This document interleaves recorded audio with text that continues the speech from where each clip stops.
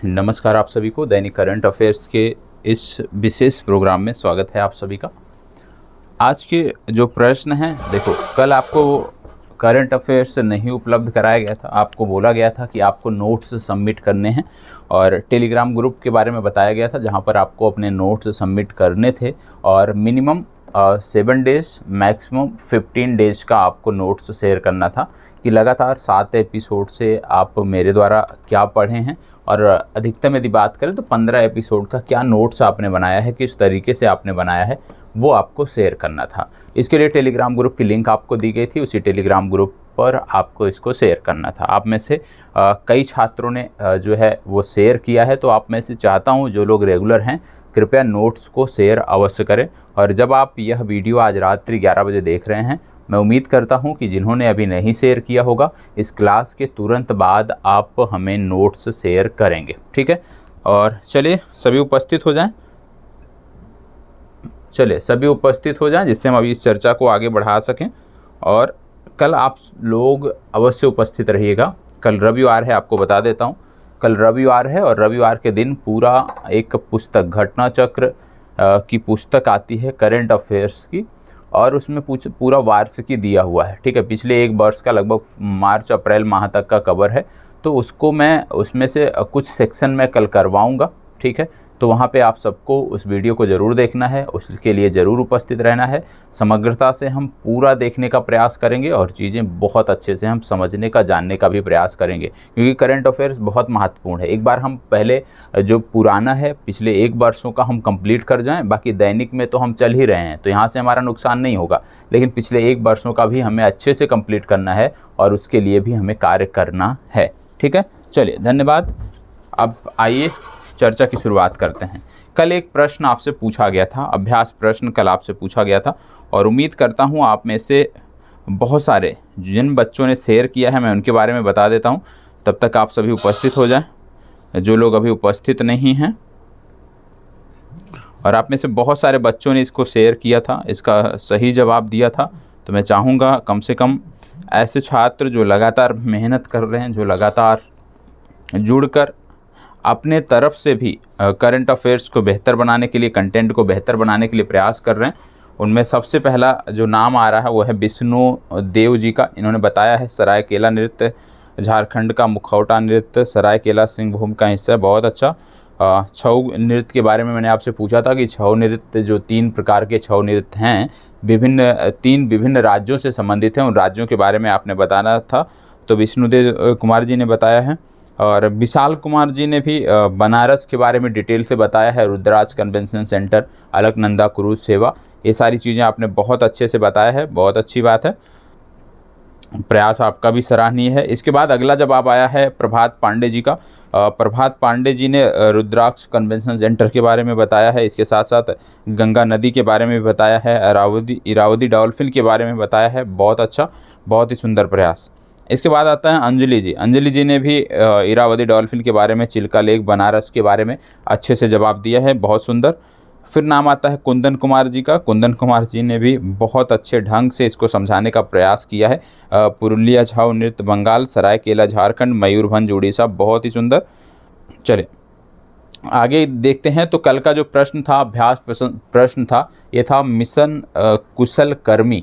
Mission कुशल कर्मी जो है ये दिल्ली राज्य सरकार की योजना है, और मनीष सिसोदिया जो उप मुख्यमंत्री हैं उनके द्वारा इसकी शुरुआत की गई थी। इसके बारे में कुंदन कुमार जी ने बहुत बेहतर ढंग से बताया है। इसके बाद आता है अन्नू कुमारी जी का नाम। अन्नू कुमारी जी ने भी इसको बहुत विधिवत तरीके से बताया है, बहुत ही शानदार। इसके साथ साथ साजिया जी हैं, साजिया जी का भी जवाब आया है। आदिल सुलेमान जी हैं, इनका भी जवाब आया है, बहुत सुंदर। और विष्णुदेव जी हो गए, कुंदन जी हो गए, कंचन माला जी ने भी बताया है, शायद पहली बार जवाब दिया है, बहुत अच्छा। चलिए, पूजा कुमारी हो गए, विकास जी हो गए, रेणु वर्मा जी हो गई, और इसके साथ साथ साजिया जी ने 2-3 प्रश्नों का जवाब दिया है, बहुत ही अच्छा। तो आप में से जो भी छात्र, नेहा सिंह ने भी जवाब दिया है कुछ, ठीक है। कोमल कुमारी ने मिशन कुशल कर्मी के बारे में बताया है, बहुत ही शानदार। तो इस तरह से यदि आप जुड़ेंगे, विकास जी ने फिर जवाब दिया है गंगा नदी के बारे में, पुरुलिया छऊ के बारे में, ठीक है। और इसके साथ साथ राजीव रंजन जी हैं, सीबीएसई के बारे में उन्होंने बताया। अन्नू रॉय जी हैं, डॉल्फिन के बारे में इन्होंने बताया, बहुत अच्छा। और लास्ट में एक कमेंट है शानू गुप्ता जी का, और शानू गुप्ता जी ने भी मिशन कुशल कर्मी को बहुत बेहतर ढंग से समझाया है। तो आप में से ऐसे छात्र जिनको अभी इनके बारे में जानकारी नहीं है, जो भी अभ्यास प्रश्न पूछे गए थे, आपको कुछ नहीं करना है, सिर्फ कमेंट बॉक्स में चले जाना है, पिछली वीडियो के कमेंट बॉक्स में चले जाना है। यहाँ पे बहुत सारे कमेंट, सभी तरह के जो भी अभ्यास प्रश्न पूछे गए थे सभी के बारे में आपके ही भाई बहनों ने बहुत अच्छे ढंग से बताया है। और सबसे अच्छा मिशन कुशल कर्मी के बारे में यदि बात करें तो शानू गुप्ता जी ने बताया है, बहुत ही डिटेल में बताया है कि है क्या। तो आप लोगों को भी जिनको इसका जवाब नहीं पता है, प्लीज़ जाके एक बार वीडियो को देखिएगा, उसमें जो भी कमेंट पड़े होंगे एक बार पढ़ लीजिएगा। आपको जो भी अभ्यास प्रश्न दिए गए थे सबका जवाब यहाँ पे मिल जाएगा। तो मिशन कुशल कर्मी के बारे में आज मैं नहीं बताने वाला हूँ, क्योंकि बहुत ही सुंदर ढंग से यहाँ पे बताया गया है, आप जाकर देख सकते हैं। और आप भी प्रश्नों का जवाब दीजिए, आपको भी प्रश्नों का जवाब देना है, ठीक है। तो ज़्यादा से ज़्यादा लोग आप में से प्रयास किया करें कि प्रश्नों का जवाब दिया करें, क्योंकि जब आप इन्वॉल्व रहोगे तो चीज़ें आपकी बेहतर होंगी, बार बार मैं कहता आया हूँ, ठीक है। चलिए अब आगे बात कर लेते हैं आज के घटनाक्रम की। और आज का पहला प्रश्न है, हाल ही में चर्चा में रहा ईओस्कैनसोर कार्बोनेसिस क्या है, इसके बारे में आपको बताना है। तो चलिए बताइएगा कि ये है क्या जो इन दिनों चर्चा में है, इसके बारे में आपको बताना है। यदि स्पष्ट नहीं दिख रहा हो तो उम्मीद करता हूँ अब चीज़ें स्पष्ट दिख रही होंगी। चलें बताएं, इसके बारे में जवाब दीजिएगा। ईओस्कैनसोर कोबोरनासिस, ईओस्कैनसोर कोबरानसिस, ये है क्या, इसके बारे में आपको बताना है। ये शब्द याद रख लीजिएगा, ठीक है। ईओस्कैनसोर कोबरेंसिस, इसके बारे में आपको पता होना चाहिए क्या है ये। 4 विकल्प हैं आपके सामने, एक सरीसृप, एक मछली, पादप है या कोई वृक्ष है, या एक जल जीव है, जल में रहने वाला कोई जीव है। इसके बारे में आपको बताना है। इसके बारे में यदि आपने समाचार पत्र कोई भी पढ़ा होगा तो निश्चित रूप से अंतिम पेज पर इसके बारे में जानकारी रही होगी, ठीक है। यहाँ पे बात हो रही है ईओस्कैनसोर कोबरेंसिस, ये है क्या, तो आपको बता दें यह एक प्रकार का सरीसृप है, विशेष रूप से एक छिपकली है। और ये जो छिपकली का जीवाश्म मिला है, आपको बता दें ये बताया जा रहा है कि 305 मिलियन वर्ष पूर्व का है। 305 मिलियन वर्ष पूर्व का ये बताया जा रहा है कि 305 मिलियन वर्ष पूर्व ये जीव रहता था, इतना पुराना जीवाश्म है। और काल की बात करें तो बताया जा रहा है कार्बोनीफेरस काल। कब का बताया जा रहा है? कार्बोनीफेरस काल का बताया जा रहा है, ये भी आपको पता होना चाहिए। तो कार्बोनीफेरस काल का ये आपका कह सकते हो जीवाश्म मिला है। कहाँ से मिला है यदि हम बात करें तो ये मिला है न्यू मैक्सिको से। कोई बता पाएगा ये न्यू मैक्सिको किस देश में आता है? आप में से जो भी छात्र देख रहे हैं हमें, क्या कोई बता सकता है कि न्यू मैक्सिको जो है ये किस देश में आता है? न्यू मैक्सिको किस देश के अंतर्गत आता है? आप में से ज़्यादातर लोग बताएंगे कि ये मैक्सिको के अंतर्गत आता है, लेकिन आपको बता दें मैक्सिको एक अलग देश है उत्तर अमेरिका का। यह न्यू मैक्सिको जो है ये आता है यूएसए के अंतर्गत। यूएसए के अंतर्गत एक राज्य है, अमेरिका का एक राज्य है न्यू मैक्सिको। हालांकि यह मैक्सिको से सीमा साझा करता है, ये आपको पता होना चाहिए। अब यहाँ पे बात हो रही है अमेरिका की। कल ही आपने राज्य व्यवस्था में देखा था, समझा था कि अमेरिका जो है यहाँ पे दोहरी नागरिकता का प्रावधान है। क्या है? दोहरी नागरिकता का प्रावधान है, कल ही आपने देखा था। और जब बात हो रही है उत्तर अमेरिका की तो आप जानते हो ग्रेट लेक्स, महान झीलें यहाँ पे आपको देखने को मिलती हैं, ठीक है। ग्रेट लेक्स देखने को मिलती हैं और इन महान झीलों का पश्चिम से पूर्व क्रम कई बार पूछा जाता है।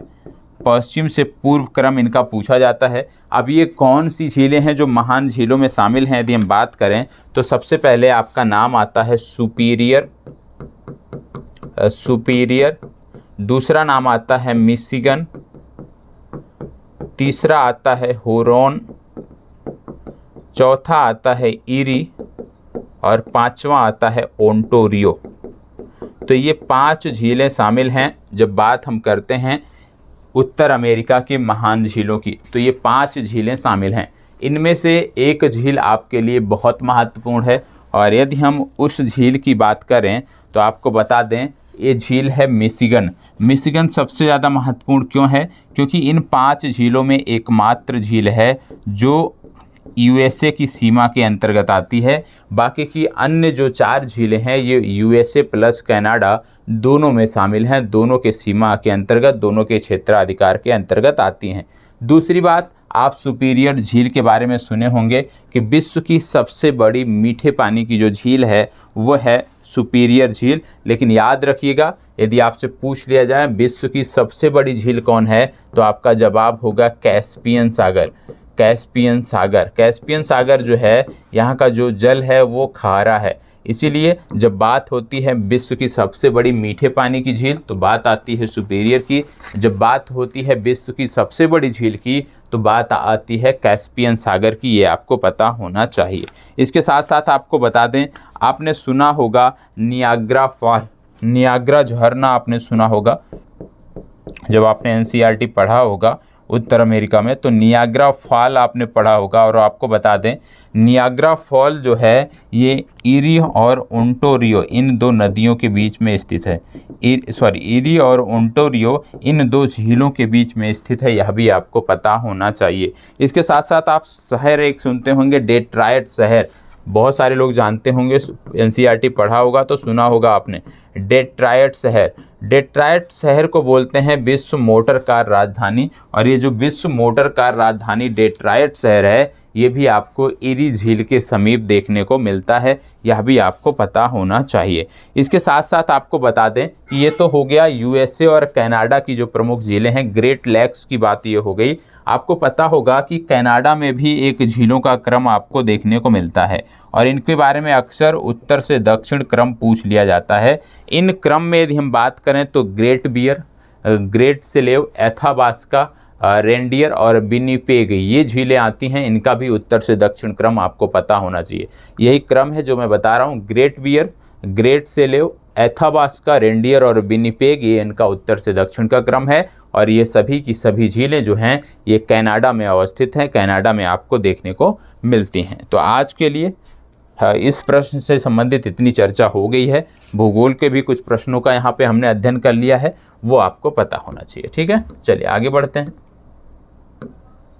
अगला प्रश्न है, हाल ही में विश्व स्वाहिली भाषा दिवस कब मनाया जाता है? एक भाषा की बात हो रही है, विश्व स्वाहिली भाषा दिवस कब मनाया जाता है? तो स्वाहिली भाषा, सबसे पहली बात तो यही पता होना चाहिए कि स्वाहिली भाषा बोली कहाँ जाती है। स्वाहिली भाषा विशेष रूप से अफ्रीका में बोली जाती है। सबसे पहली बात, अफ्रीकन यूनियन जो है उसकी अपनी ऑफिशियल लैंग्वेज है। अफ्रीका के कई सारे देश ये भाषा बोलते हैं, जिनको साहेल क्षेत्र बोला जाता है। अफ्रीका में एक क्षेत्र है साहेल क्षेत्र, साहिल क्षेत्र या साहेल क्षेत्र बोला जाता है। और ये जो है ये सहारा के दक्षिण भाग में है, जो सहारा का मरुस्थल है उसके दक्षिणी भाग में ये क्षेत्र है साहेल क्षेत्र। और ज़्यादातर जो साहेल क्षेत्र के या साहिल क्षेत्र के देश हैं वो इस भाषा का प्रयोग करते हैं। इनमें कौन कौन से देश आते हैं यदि हम बात करें तो सबसे पहले कीनिया हो गया, युगांडा हो गया, डेमोक्रेटिक रिपब्लिक ऑफ कांगो हो गया, इसके बाद बुरुंडी हो गया, रवांडा हो गया, तंजानिया हो गया। इस तरह के बहुत सारे जो देश हैं जो साहेल क्षेत्र के अंतर्गत आते हैं वो इस भाषा का प्रयोग करते हैं। और स्वाहिली भाषा दिवस पहली बार मनाया गया है, वर्ष 2022 में ये पहली बार मनाया गया है। और आपको बता दें ये दिवस मनाया जाता है 7 जुलाई को। तो ये कब मनाया गया? ये 7 जुलाई को मनाया गया है, ये आपको पता होना चाहिए। इसके साथ साथ आपको बता दें, अफ्रीका की बात हो रही है, यहाँ पे अफ्रीका कॉन्टिनेंट की बात हो रही है, तो अफ्रीका के कुछ महत्वपूर्ण व्यक्ति हैं जो आपको पता होने चाहिए। और सबसे पहले आप जानते हैं एक पुरस्कार होता है पिट्जर पुरस्कार, इसका नाम होता है PRI, इसको नोट कर सकते हैं आप, TZKER प्राइज, पुत्जर पुरस्कार इसको बोलते हैं। और आपको बता दें कि ये जो पुरस्कार होता है, पुलित्जर पुरस्कार जो होता है, प्रिट्जर पुरस्कार कई जगह पे बोलते हैं, ये जो पुरस्कार होता है ये वास्तुकारिता के लिए दिया जाता है। किसके लिए दिया जाता है? वास्तुकारिता के लिए दिया जाता है। वास्तुकारिता के क्षेत्र में दिया जाने वाला पुलित्जर पुरस्कार, कहीं पे पुलित्जर पुरस्कार बोलते हैं, कहीं पे प्रिट्जर पुरस्कार बोलते हैं। पुलित्जर पुरस्कार या इंग्लिश में आप ये शब्द याद कर सकते हैं, ठीक है। तो ये वास्तुकारिता के लिए दिया जाने वाला पुरस्कार है और ये दिया किसको गया? ये दिया गया फ्रांसिस कैरे को। किसको दिया गया? फ्रांसिस कैरे को दिया गया। और फ्रांसिस कैरे कहाँ के हैं? ये हैं बुर्किना फासो के, ठीक है। बुर्किना फासो जो देश है वहाँ के ये व्यक्ति हैं फ्रांसिस कैरे, और इनको प्रिट्जर पुरस्कार या पुलित्जर पुरस्कार जो है वो दिया गया, जो वास्तुकारिता के लिए दिया जाता है, ठीक है। एक और व्यक्ति यहाँ पे आपको याद रखने हैं, ठीक है। सबसे महत्वपूर्ण बात है, आपने सुना होगा अंतर्राष्ट्रीय लेबर ऑर्गेनाइजेशन, ठीक है। अंतर्राष्ट्रीय श्रम संगठन या International Labour Organization, International Labour Organization या अंतर्राष्ट्रीय श्रम संगठन के जो वर्तमान प्रमुख हैं वो भी अफ्रीका कॉन्टिनेंट से हैं, ठीक है। तो ये आपके लिए पहला होमवर्क है कि ILO इंटरनेशनल लेबर ऑर्गेनाइजेशन या अंतर्राष्ट्रीय श्रम संगठन के प्रमुख कौन हैं, किस देश के हैं, साथ ही साथ अंतर्राष्ट्रीय श्रम संगठन का मुख्यालय कहाँ पर है। ये 3 फैक्ट आप हमें बताओगे। पहली बात, मुख्यालय कहाँ पे है, दूसरा डायरेक्टर जनरल या चीफ कौन से हैं, और ये किस देश के हैं, ये आपको बताना है। पिछले दिनों आपको याद होगा 2 दिन पहले मैंने आपको बताया था लिविंग लैंड चार्टर पर जो है साइन हुआ था, और ये जो समिट थी ये किगाली में हुई थी। किगाली जो कि रवांडा की राजधानी है। तो लिविंग लैंड चार्टर के बारे में आपको पता होगा, ठीक है, पिछले दिनों मैंने आपको बताया था। चलिए प्रश्न संख्या 3। प्रश्न संख्या 3 कह रहा है हाल ही में अल्पसंख्यक मामलों के मंत्री कौन बने हैं। अल्पसंख्यक मामलों के जो अभी तक मंत्री थे उनका कार्यकाल समाप्त हो गया। कार्यकाल समाप्त होने का तात्पर्य है कि वो राज्यसभा से थे, और राज्यसभा में आप जानते हैं किसी भी व्यक्ति का जो राज्यसभा के लिए चुना जाता है उसका अधिकतम कार्यकाल 6 वर्षों का होता है। तो ये 6 वर्ष इनके पूरे हो गए, और इनको जो है क्योंकि अब राज्यसभा में इनको दोबारा नहीं भेजा गया है तो इनको मंत्री पद से इस्तीफा देना पड़ा, और इनका नाम है मुख्तार अब्बास नकवी। तो अभी तक अल्पसंख्यक मामलों के जो मंत्री हुआ करते थे भारत सरकार में वो थे मुख्तार अब्बास नकवी, जिनको अब इस्तीफा देना पड़ा, और यह मंत्रालय जो है वर्तमान समय में अमेठी से सांसद स्मृति ईरानी के पास चला गया है। और आपको बता दें कि जब बात आती है राज्यसभा की तो सबसे महत्वपूर्ण जो अनुच्छेद आता है वो आता है अनुच्छेद 80। अनुच्छेद 80 बताता है कि राज्यसभा में जो अधिकतम सदस्य संख्या होगी वो 250 से ज़्यादा नहीं हो सकती है। तो आपकी जिम्मेदारी यह भी है कि राज्यसभा से संबंधित जो अनुच्छेद हैं उनको जाकर एक बार अवश्य पढ़ लीजिएगा, ठीक है। चलिए इसको बताएं, प्रश्न क्या कह रहा है। हाल ही में रिजर्व बैंक ने, यहाँ पे आपको इंग्लिश का शब्द था, ये शायद ये है ECB,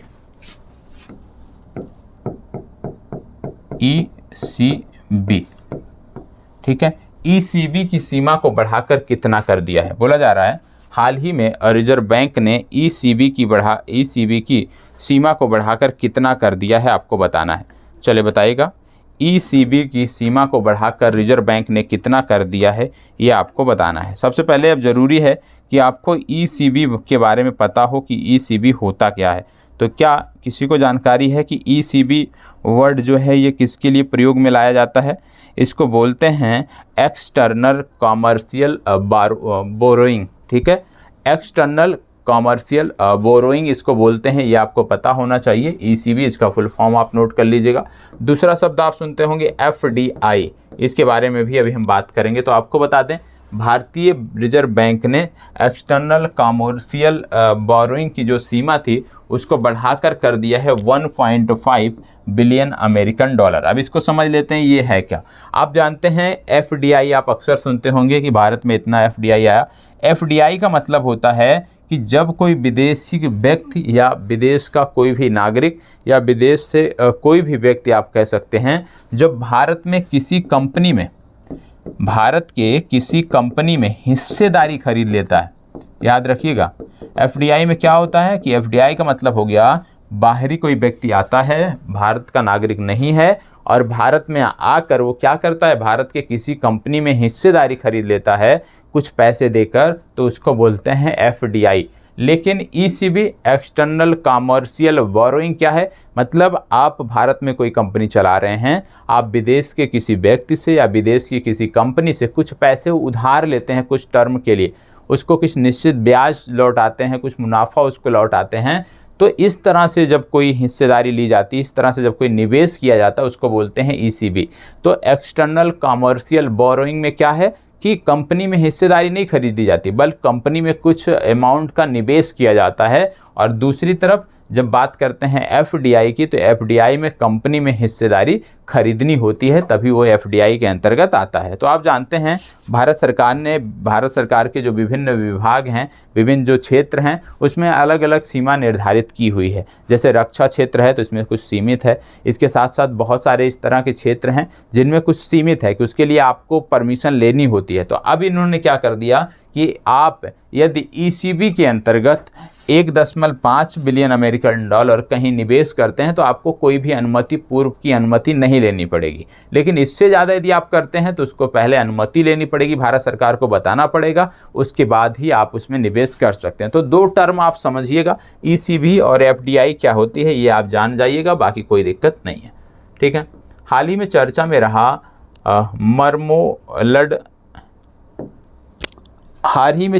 रहा मर्मोलडा, ये थोड़ा सा टाइपिंग मिस्टेक है, इसको ऐसे लिखा जाता है, ठीक है। मर्मोलडा ग्लेशियर किस देश से संबंधित है? हाल ही में चर्चा में रहा मर्मोलडा ग्लेशियर किस देश से संबंधित है? आपको बता दें, इस देश के बारे में मैं आपको थोड़ा सा हिंट दे देता हूँ। इस देश में आपको ज्वालामुखी कई सारे देखने को मिलते हैं, और ये जो ज्वालामुखी है ये अक्सर सक्रिय रहते हैं, अक्सर इनमें लावा का उद्गार होता रहता है। जैसे माउंट एटना आपको देखने को मिलता है, ठीक है। माउंट एटना के साथ साथ यहाँ पे आपको देखने को मिलता है, दूसरा जो देखने को मिलता है माउंट स्ट्रोम्बोली, ठीक है। तीसरा यहाँ पे देखने को मिलता है माउंट वेसुवियस। तो ये तीन ज्वालामुखी आपको देखने को मिलते हैं, mount Etna, mount Stromboli, mount Vesuvius, ये तीन जो है आपको ज्वालामुखी देखने को मिलते हैं। इसमें से माउंट स्ट्रोम्बोली जो है, इसको क्या कहते हैं, इसको याद रखिएगा, माउंट स्ट्रोम्बोली को बोलते हैं भूमध्य सागर का लाइट हाउस। क्या बोलते हैं इसको? इसको बोलते हैं भूमध्य सागर का लाइट हाउस, क्योंकि ये लगातार इसमें उद्गार होता रहता है और बहुत रोशनी इससे प्राप्त होती है, तो इसीलिए इसको बोलते हैं भूमध्य सागर का लाइट हाउस। तो यदि आपसे पूछ लिया जाए कि किस ज्वालामुखी को भूमध्य सागर का लाइट हाउस कहते हैं, तो आप बताएंगे माउंट स्ट्रोम्बोली को जो है भूमध्य सागर का लाइट हाउस कहते हैं। अब बात हो रही है किस देश की, तो आप जानते हैं चाहे माउंट एटना की बात करें, वेसुवियस की बात करें या स्ट्रोम्बोली की बात करें, ये देश आपका आता है इटली। इटली के प्रधानमंत्री कौन है? मारियो ड्रैगी जो हैं वर्तमान समय में इटली के प्रधानमंत्री हैं, ठीक है। चलिए प्रश्न संख्या 6, हाल ही में किस देश में बड़ी क्षमता के सोने के भंडार मिले हैं? इनमें से कौन सा देश है जहाँ पे सोने के भंडार आपको देखने को मिलते हैं, नए सोने के भंडार यहाँ पे आपको मिले हैं, बताएं। और थोड़ा मोड़ा नहीं, यहाँ पे 31 million metric ton, 31 million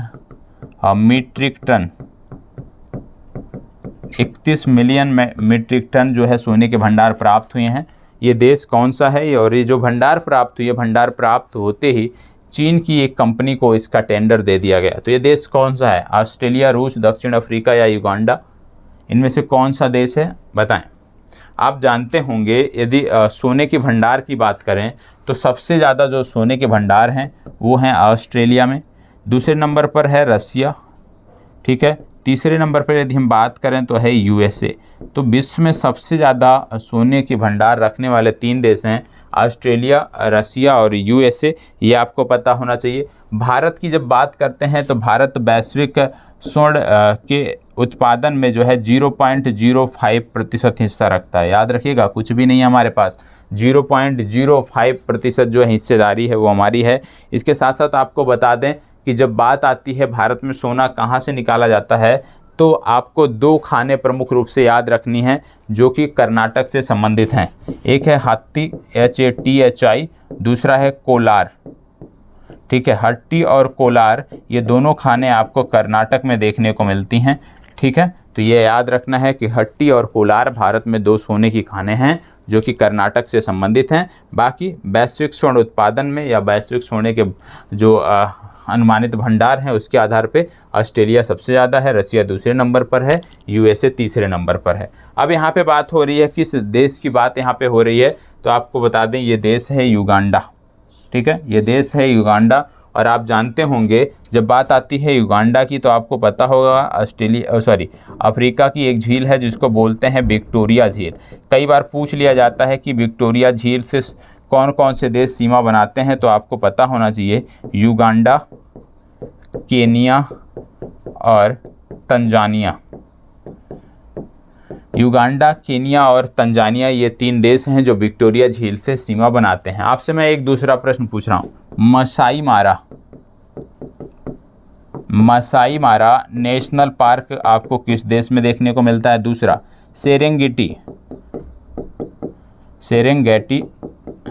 Serengeti national park आपको कहाँ पे देखने को मिलता है? मसाई मारा नेशनल पार्क और सेरेंगेटी नेशनल पार्क आपको कहाँ पे देखने को मिलता है? यदि आप भारत में डिस्कवरी में तो नहीं, लेकिन यदि आप एनिमल प्लानेट देखते होंगे, एक चैनल आता है, ठीक है, यहाँ पे जो कार्यक्रम होते हैं, ज़्यादातर कार्यक्रम जो है या तो मसाई मारा के दिखाई जाते हैं या तो सेरेंगेटी नेशनल पार्क के दिखाए जाते हैं। और ये दोनों नेशनल पार्क हैं, ये अफ्रीका में है, लेकिन किस देश में है, अफ्रीका कॉन्टिनेंट के किस देश में है ये आपको बताना है। मसाई मारा नेशनल पार्क और सेरेंगेटी नेशनल पार्क ये अफ्रीका के किस देश में आते हैं ये आपको बताना है। ठीक है, चलिए आगे बढ़ते हैं। निम्नलिखित में से किस खिलाड़ी ने एल्डोरा कप में स्वर्ण पदक जीता है? एल्डोरा कप में स्वर्ण पदक किसने जीता है आपको बताना है। चलिए जवाब दीजिएगा। इसको इस तरह से लिखते हैं, एलोर्डा। ठीक है, बात वही है, एलोर्डा। तो भारत की तरफ से किस खिलाड़ी ने इसमें स्वर्ण पदक जीता है? और आपको बता दें ये जो एलोर्डा कप है ये हुआ है कजाकिस्तान में। ठीक है, कजाकिस्तान में, और कजाकिस्तान की राजधानी है नूर सुल्तान। तो ये आपके नूर सुल्तान में देखने को मिला है, ये आपको पता होना चाहिए। और नूर सुल्तान में इसका आयोजन हुआ था। और यदि बात करें कजाकिस्तान के साथ, तो काज इंड नामक सैन्य अभ्यास हम कजाकिस्तान के साथ करते हैं, ये भी आपको पता होना चाहिए। काज इंड नामक सैन्य अभ्यास भारत कजाकिस्तान के साथ करता है। तो इनमें से कौन सी खिलाड़ी हैं जिन्होंने स्वर्ण पदक जीता है? और आपको बता दें महिला वर्ग की जब बात करते हैं, 2 महिलाएं थी जिन्होंने स्वर्ण पदक जीता है। और ये कौन कौन सी हैं, दोनों का नाम आपको पता होना चाहिए। पहले का नाम है गीतिका। ठीक है, गीतिका, इन्होंने स्वर्ण पदक जीता है। और दूसरी महिला का नाम है अल्फिया पठान। ठीक है, अल्फिया पठान, इनका भी नाम आपको याद रखना है। और यदि बात करें ये जो कप है एलोर्डा कप, ये है किस चीज़ से, किस खेल से संबंधित है? तो आपको बता दें ये संबंधित है मुक्केबाजी से। ठीक है, इसका मतलब गीतिका और अल्फिया पठान किस खेल से जुड़ी हुई हैं? मुक्केबाजी से जुड़ी हुई हैं। इसमें आप देख रहे होंगे अल्फिया पठान, लवलीना बोरगोहेन, मीराबाई चानू, निकहत जरीन। इसमें जो नाम है सभी नाम आपको सुने हुए लग रहे होंगे। तो आपको बताना है, अल्फिया पठान के बारे में मैंने आपको बता दिया, बाकी इन तीनों जो खिलाड़ी हैं इनके बारे में आपको बताना है कि इनका खेल कौन सा है। ये भी आपका होमवर्क है, इनका खेल कौन सा है। लवलीना बोरगोहेन किस खेल से जुड़ी हैं, मीराबाई चानू किस खेल से जुड़ी हैं, और निकहत जरीन किस खेल से जुड़ी हैं, ये आपको कमेंट बॉक्स में शेयर करना है। ठीक है, चलिए प्रश्न संख्या 8, एशिया कप क्रिकेट टूर्नामेंट 2022 का आयोजन किस देश में किया जाएगा?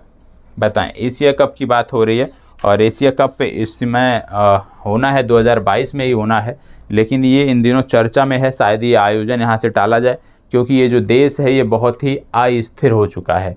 और अस्थिर होने का मतलब क्या है कि यहाँ पे आपको देखने को मिलता है कि यहाँ के जो राष्ट्रपति थे देश छोड़ के भाग गए और लोग भुखमरी के कगार पे हैं, बहुत ही बुरी स्थिति है, इकोनॉमी पूरी तरह से ध्वस्त हो गई है। और बात हो रही है हमारे पड़ोसी देश श्रीलंका की। तो ये आयोजन कहाँ होना है अभी तो टाला नहीं गया है, तो अभी श्रीलंका ही सही जवाब होगा। लेकिन निश्चित तौर पे जो स्थिति श्रीलंका में बनी हुई है, निश्चित रूप से ये आयोजन टाला जाएगा, किसी अन्य देश में किया जा सकता है। तो अभी के लिए बी विकल्प आपका सही उत्तर है। श्रीलंका की जब बात करते हैं, आप जानते हैं पाक जल संधि है, पाक जल संधि के माध्यम से भारत और श्रीलंका अलग होते हैं। इस प्रश्न को बताइएगा, नेशनल इंस्टीट्यूट रैंकिंग फ्रेमवर्क 2022 में कौन सा संस्थान शीर्ष पर रहा? अभी ये कल ही जारी हुआ है और आपको बता दें शिक्षा मंत्रालय इसको जारी करता है। ठीक है, शिक्षा मंत्रालय द्वारा ये रैंकिंग जारी की जाती है। तो बताएं नेशनल इंस्टीट्यूट रैंकिंग फ्रेमवर्क में कौन सा संस्थान टॉप पर है? इसमें अलग अलग कैटेगरी होती है, एक होता है ओवरऑल कैटेगरी, एक होता है मेडिकल फील्ड, एक होता है तकनीकी क्षेत्र, एक होता है विधि का क्षेत्र। ठीक है, तो बहुत सारे, एक होता है मैनेजमेंट का क्षेत्र, तो बहुत सारे इसमें फील्ड होते हैं। तो आपको इसमें से बताना है। पहला है IIT मद्रास, दूसरा है IIM अहमदाबाद, तीसरा है एम्स दिल्ली और चौथा है राष्ट्रीय विधि विश्वविद्यालय नई दिल्ली। इनमें से कौन ओवरऑल कैटेगरी में टॉप पर है ये आपको बताना है। चलिए फास्ट जवाब दीजिएगा इसका।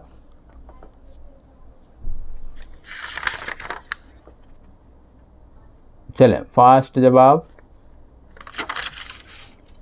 देखो इसके बारे में आपको बता दें तो इसका सही उत्तर है IIT मद्रास। ठीक है, कौन सा उत्तर सही है? IIT Madras. IIT Madras overall category में टॉप पर है। यदि तकनीकी फील्ड की बात किया जाए, तकनीकी क्षेत्र की बात किया जाए, तो उसमें भी, उस कैटेगरी में भी IIT मद्रास टॉप पे है। इंजीनियरिंग कॉलेजों में भी मद्रास टॉप पे है। यदि आपसे बात किया जाता है मैनेजमेंट कॉलेजों में, तो मैनेजमेंट कॉलेजों में IIM अहमदाबाद टॉप पे है। यदि बात किया जाता है चिकित्सा क्षेत्र के कॉलेजों में, तो एम्स दिल्ली टॉप पर है। यदि आपसे बात किया जाता है विधि के क्षेत्र में, तो विधि के क्षेत्र में जो टॉप पर है उसका नाम नोट कर सकते हो, national law school of India university. National law school of India university Bengaluru में ये है, ये जो है विधि के क्षेत्र में टॉप पर है। ठीक है, फिर से नोट कर लीजिएगा, national law school of India university Bengaluru में है, जो कि विधि के क्षेत्र में टॉप पर है। ठीक है, तो ये आपको पता होना चाहिए, सबके बारे में रट लीजिएगा। यदि आपसे पूछा जाता है शिक्षा क्षेत्र, चिकित्सा क्षेत्र के बारे में, तो एम्स के बारे में आप जाएंगे। यदि आपसे पूछा जाता है मैनेजमेंट के क्षेत्र में, अहमदाबाद पे जाएंगे। यदि आपसे पूछा जाता है इंजीनियरिंग कॉलेजों में, मद्रास को टिक करेंगे। यदि आपसे पूछ लिया जाता है ओवरऑल कैटेगरी में, तो भी मद्रास को, आप IIT मद्रास को टिक करेंगे। ठीक है, चलिए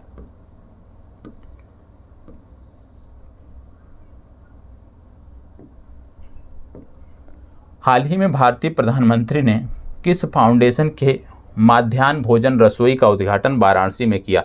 इन दिनों आप देख रहे होंगे वाराणसी लगातार न्यूज में है, तो आपको पता होना चाहिए। ठीक है, और लगातार भारतीय प्रधानमंत्री स्वयं इसमें इन्वॉल्व हैं, तो इसकी जानकारी आपको होनी चाहिए। तो किस फाउंडेशन की रसोई का जो उद्घाटन था वो यहाँ पे किया गया है, ये आपको बताना है। हाल ही में भारतीय प्रधानमंत्री ने किस फाउंडेशन के माध्याह्न भोजन रसोई का उद्घाटन वाराणसी में किया? आपको बता दें ये फाउंडेशन है अक्षय पात्र फाउंडेशन। ठीक है, ए विकल्प आपका सही उत्तर है। यहाँ पे एक लिखा होगा सुलभ इंटरनेशनल। सुलभ इंटरनेशनल जो ये संस्था है, फाउंडेशन जो ये संस्था है, आपको बता दें भारत के संदर्भ में स्वच्छता की दृष्टि से बहुत ही महत्वपूर्ण है। क्योंकि आप देखते होंगे कि अभी खुले में शौच मुक्त और ये सारे कार्यक्रम जो है अभी जल्द से चलाए गए, पिछले 8 से 10 वर्षों के हैं जब जोर दिया जा रहा है। लेकिन उससे पहले इस तरह के स्वच्छता के लेके जो काम किया है वो किया है सुलभ इंटरनेशनल। और अब आप जब भी किसी शहर में जाते होंगे, किसी सार्वजनिक स्थान के पास जाते होंगे, तो वहाँ पे आप देखते होंगे कि सुलभ इंटरनेशनल का जो टॉयलेट होता है वो आपको देखने को मिलता है। तो इस क्षेत्र में काफ़ी काम किया है सुलभ इंटरनेशनल नामक संस्था ने। तो यहाँ पे बात है अक्षय पात्र फाउंडेशन, ए विकल्प आपका सही उत्तर है। हाल ही में चर्चा में रही मानगढ़ की पहाड़ी किस राज्य से संबंधित है? क्या बोला जा रहा है? मानगढ़ की पहाड़ी किस राज्य से संबंधित है, आपको बताना है। चले बताइएगा, मानगढ़ की पहाड़ी किस राज्य से संबंधित है? मानगढ़ की पहाड़ी किस राज्य से संबंधित है? चर्चा में इसलिए है क्योंकि इसको राष्ट्रीय महत्व का स्मारक घोषित किया गया है। अभी हाल ही में इसको राष्ट्रीय महत्व का स्मारक घोषित किया गया है, इसलिए यह चर्चा में है। और आपको बता दें ये राज्य है राजस्थान, और राजस्थान की जब बात करते हैं तो सांभर झील आपको याद आना चाहिए, ठीक है। और डोंडवाना, डेबार, डेंगना, पंचमुद्रा, ये कुछ झीलें हैं जो आपको पता होना चाहिए। डोंडवाना, डेबार, डेंगरा, पंचमुद्रा, ये कुछ झीलें हैं जो आपको याद आना चाहिए। साथ ही साथ सिरोही जिला आपको याद आना चाहिए। सिरोही जिला क्यों याद आना चाहिए? क्योंकि यहाँ पे गुरु शिखर चोटी आपको देखने को मिलती है, जो कि अरावली की सर्वोच्च चोटी है, ठीक है। और अरावली के विस्तार की बात करें तो अरावली का विस्तार गुजरात से लेकर दिल्ली तक आपको देखने को मिलता है, ठीक है। तो ये चीज़ें होंगी। बढ़ते हैं आगे और अगले प्रश्न को देखते हैं। पिछले दिनों मैंने आपको बताया था स्वास्थ्य अधिकार विधेयक जो है वो स्वास्थ्य का अधिकार विधेयक राजस्थान सरकार ने पारित किया था। इसके साथ साथ आपने देखा था पिछले दिनों कि राजीव गांधी ग्रामीण ओलंपिक पुरस्कार जो है ये राजस्थान सरकार ने प्रारंभ किया था। इसके बारे में पिछले दिनों बात हुई है।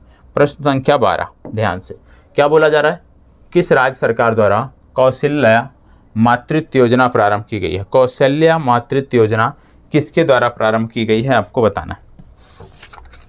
कौशल्या मातृत्व योजना किसके द्वारा प्रारंभ की गई है आपको बताना है।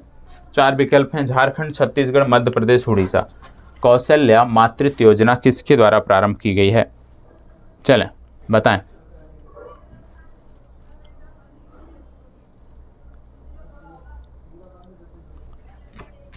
चले जवाब दीजिएगा, इनमें से कौन सा है आपको बताना है। इस राज्य में मुख्यमंत्री मितान योजना प्रारंभ की गई थी। मुख्यमंत्री मितान योजना, ये आपको पता। दाई दीदी, ये भी आपको पता होगा। दाई दीदी क्लिनिक, दाई दीदी मोबाइल क्लिनिक यहाँ पे प्रारंभ की गई थी। इसके साथ साथ आपको पता होगा कि आपको प्रत्येक जिला में इस राज्य के प्रत्येक जिला में महिला सुरक्षा हेतु जो है एक विशेष प्रकार का सेल बनाया गया है।